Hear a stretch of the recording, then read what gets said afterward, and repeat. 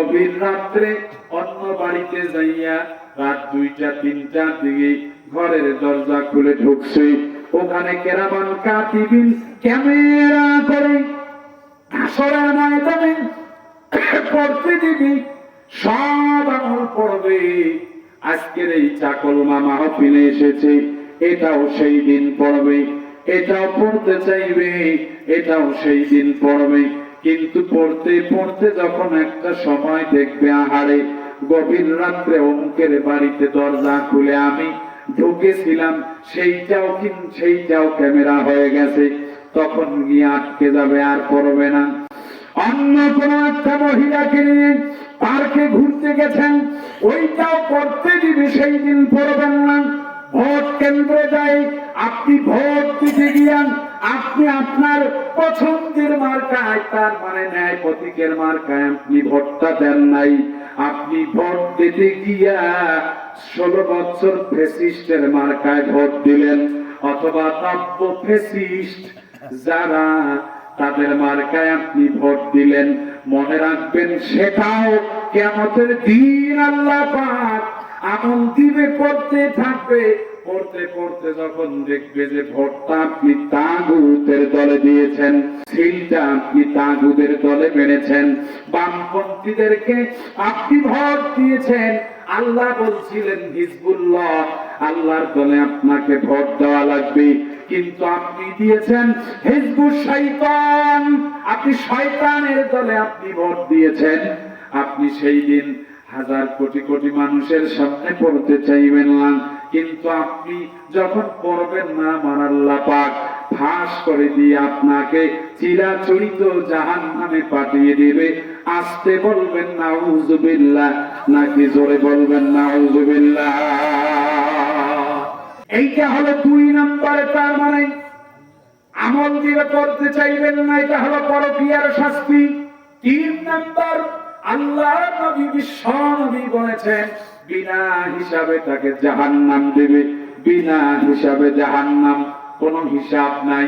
বাংলাদেশে আজকে নমিনেশন মানে ওরা একই দলের 2 গ্রুপ হওয়ার কারণে, এক দলকে নমিনেশন দেওয়ার কারণে আর এক দল না পাওয়ার কারণে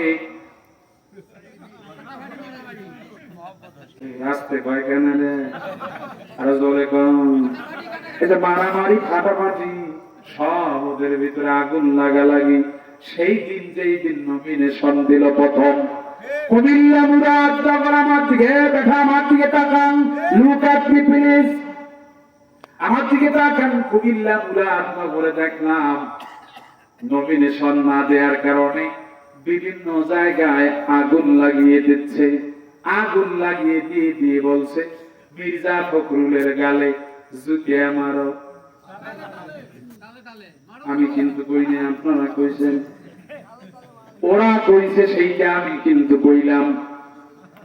কি রে, এতদিন তোমার লিডার, এতদিন তোমার নেতা, এখন তোমাদেরকে নমিনেশন দিল না, এখন তোমরা জুতা দিয়ে পিটাইতে চাও, কয়দিন পরে তারে যে তোমরা মারিবে না, তার কোন বিশ্বাস আছে? একটা মাত্র দলের লোকেরা কোন আওয়াজ করে না, একটা মাত্র দলের লোকেরা না ইনসাফের কথা বলে, একটা মাত্র দলের মানুষেরা লিডারকে গ্রহণ করে, একটা মাত্র দলের লোকেরা রাহবারকে মানে, একটা মাত্র দলের মানুষদের সাউন্ড হয় না, একটা দলের মাত্র মারামারি হয় না। এমনকি বাংলাদেশের 452টি থানার ভিতরে উপজেলা নির্বাচন তারা করবে, তাদের পর্যন্ত নাম ঘোষণা করা হয়েছে। ওই দলটাই হলো ইসলামী আন্দোলনের দল, ওই দলটাই হলো ন্যায় ইনসাফের দল, ওই দলটাই হলো হিজবুল্লাহর দল। বুঝে থাকলে বলতে হবে ঠিক কিনা? কারণ আমরা বিশ্বাস করি আমার রব নেই। আমরা তো আয়াত করেছি আইয়ুহাল্লাযীনা আমানু আতিউল্লাহ ওয়া আতিউর রাসূলা ওয়া উলিল আমরি মিনকুম। ও ঈমান ইমানদারেরা তোমরা সর্বপ্রথম আল্লাহকে গ্রহণ করো, 2 নম্বরে রাসূলকে গ্রহণ করো।